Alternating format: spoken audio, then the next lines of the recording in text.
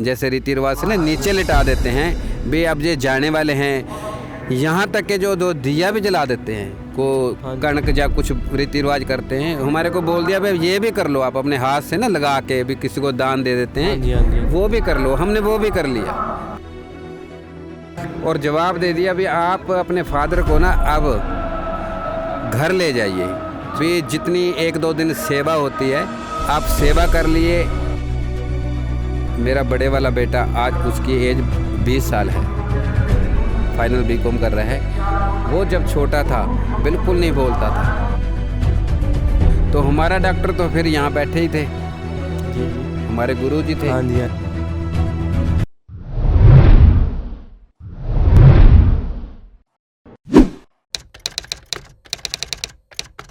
दोस्तों आपका फिर से स्वागत है रहमत मुर्शिद में। हमारे साथ एक भाई जुड़ चुके हैं जो अपने दिल की बात बताना चाहते हैं आप सभी को। हाँ जी, आपका शुभ नाम क्या है जी? मेरा शुभ नाम है जी कृष्ण कुमार इंसान। तो आपकी उम्र कितनी हो रही है? मेरी इस टाइम है 51 के करीब है। 51 के करीब। तो आप क्या लोगों को क्या संदेश देना चाहोगे, क्या करिश्मा बताना चाहते हो कि आपके साथ आश्रम के साथ जुड़ने के बाद जो करिश्मा हुआ आपके साथ? करिश्मे तो हमारे साथ शुरू से ही हो रहे हैं।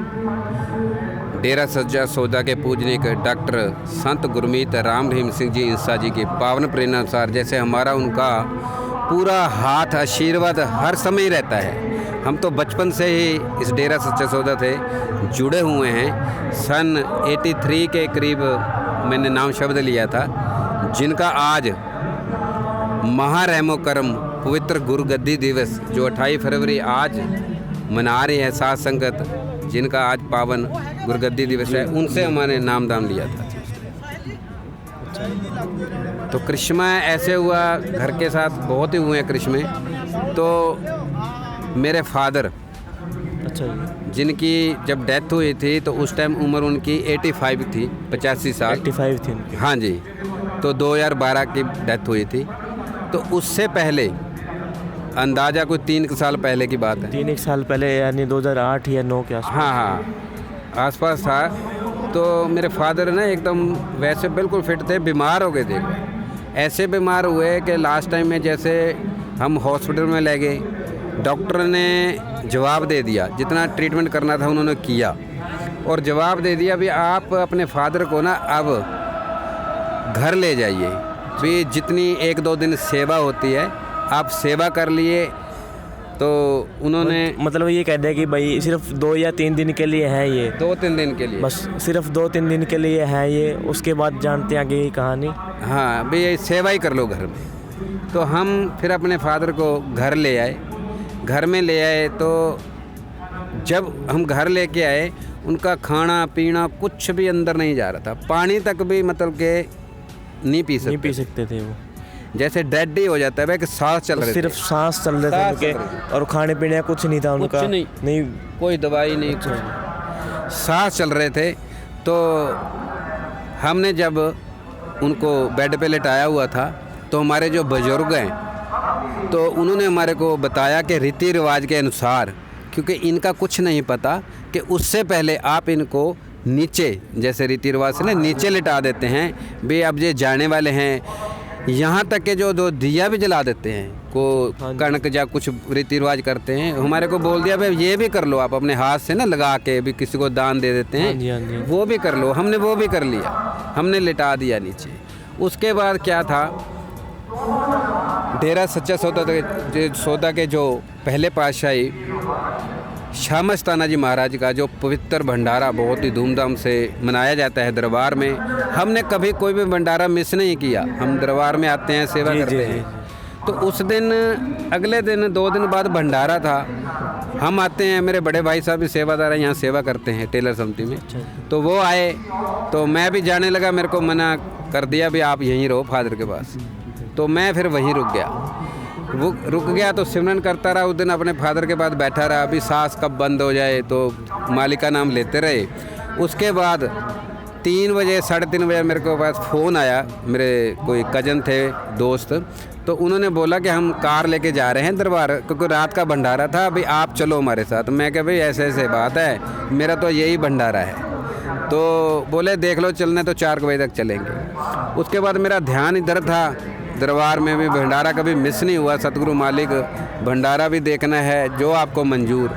तो सतगुरु मालिक की रहमत से मेरे एक कज़न है, साथ में रहते हैं हमारे, अच्छा जी, बड़े भाई साहब आपके। वो कहते हैं, मैंने उनको फ़ोन किया, वो कहते हैं आप जाओ भंडारा मिस मत करो, मैं बैठ जाऊंगा आपके पापा जी के पास। अच्छा जी, उन्होंने ये बोला कि मैं बैठ जाऊंगा। अभी इन्होंने कोई खाना पीना तो कुछ है नहीं, दवाई नहीं लेनी, पानी भी नहीं पी रहे, बस सांस चल रहे हैं, आप इनको बस देखते रहना, बस यही आपकी सेवा है। वो उन्होंने मेरे को भेज दिया, अभी आप जाओ मैं बैठा हूँ।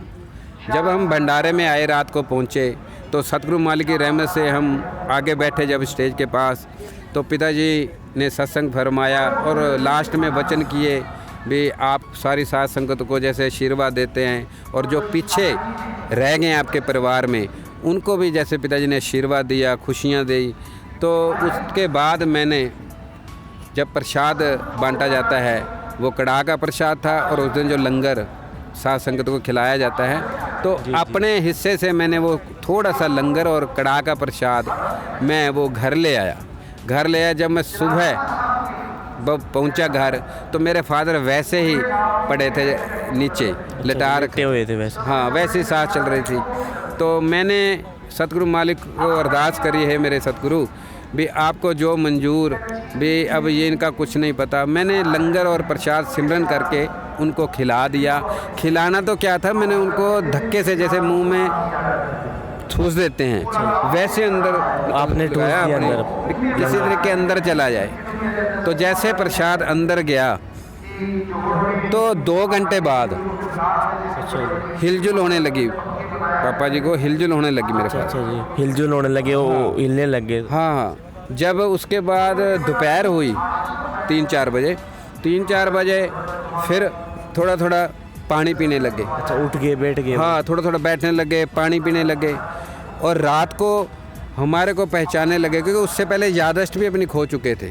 उससे पहले हमारे को कोई नहीं पहचानते थे। रात को बैठ गए, पानी पिया, थोड़ा थोड़ा दूध चाय जैसे हम शुरू कर दिया देना, वो मांगने भी लग गए, पहचानने भी लग गए। और अगले दिन फिर बैठे अपना वैसे जैसे रूटीन में खाना खाते हैं, वैसे चाय खाना जो भी है वो खाने लग गए।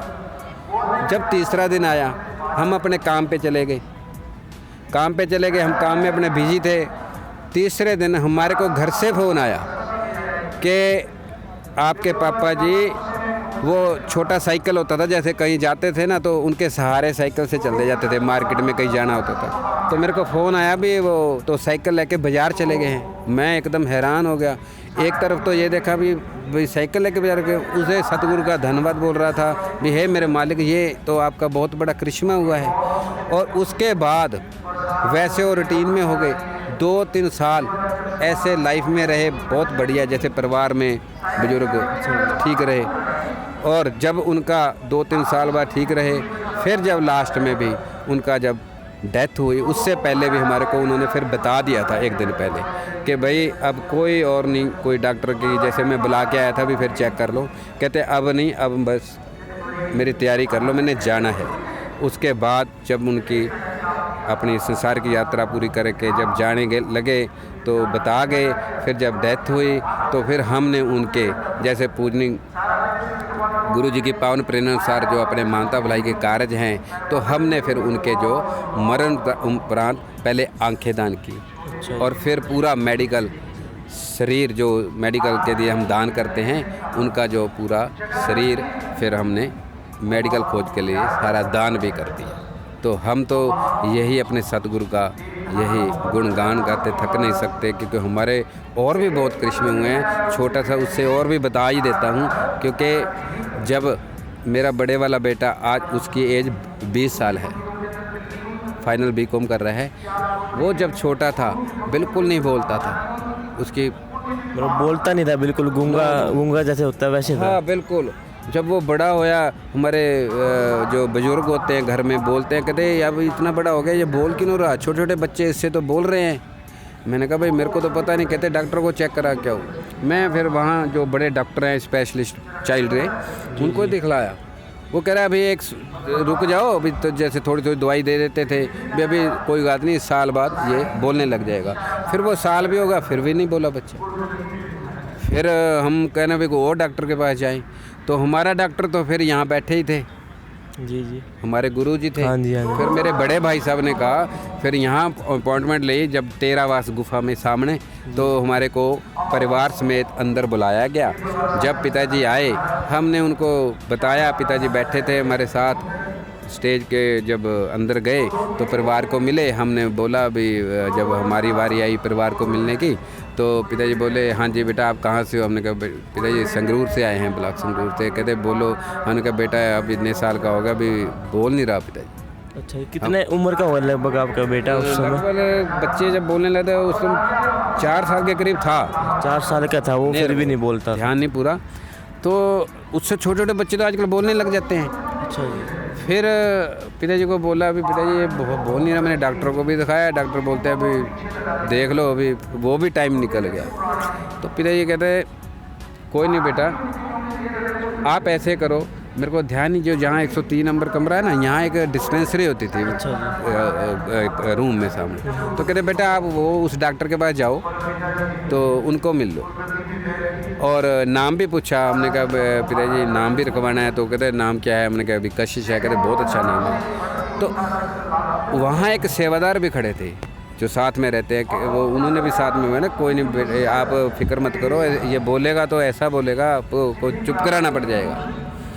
तो ऐसी रहमत हुई, हम उसी टाइम बच्चे को गोद में उठाया, उसी टाइम रात को डॉक्टर के पास लेके आए। वो बैठे थे डिस्पेंसरी में। हमने कहा ऐसे ऐसे बात हुई है, पिताजी ने भी अनमोल वचन किए हैं कि आप उस डॉक्टर को दिखा दो। जब वो डॉक्टर ने चेकअप किया बच्चे का, तो उन्होंने एक शीशी दी थी हमारे को, बस अच्छा। ऐसे लिख के ना, शीशी थी एक, पता नहीं 30-35 रुपए की होएगी। बस वो हम घर जाके उनको पिलाते रहे, एक चम्मच जैसे बोला था। उसके बाद बच्चा बोलने लग गया। ऐसी मालिक की रहमत हुई, वो उसके बाद बोलने लगा। छोटे होते ही अब नाम चर्चा में शब्द भी बोलता है। वो आवाज़ मालिक ने दी है। मालिक के वचन हो गए कि वो कभी चुप ही नहीं होएगा। हाँ, आपको चुप कराना पड़ेगा। अब मालिक की रहमत है, हर चीज़ में, जैसे भी पढ़ाई में सब बढ़िया फर्स्ट आता है। और अब आवाज़ और उसके वो शब्द भजन भी बहुत बढ़िया बोल देते हैं। जी जी। तो ये थे हमारे साथ सेवादार भाई, इन्होंने बताया कि इनके साथ कैसे कैसे करिश्मे हुए पूज्य गुरु जी के। तो ये बखान नहीं कर सकते अपने गुरु का कि उन्होंने जो भी उनके साथ उपकार किया जो उनके ऊपर। तो आपका बहुत बहुत शुक्रिया हमारे साथ जुड़ने के लिए। धन्यवाद आपका।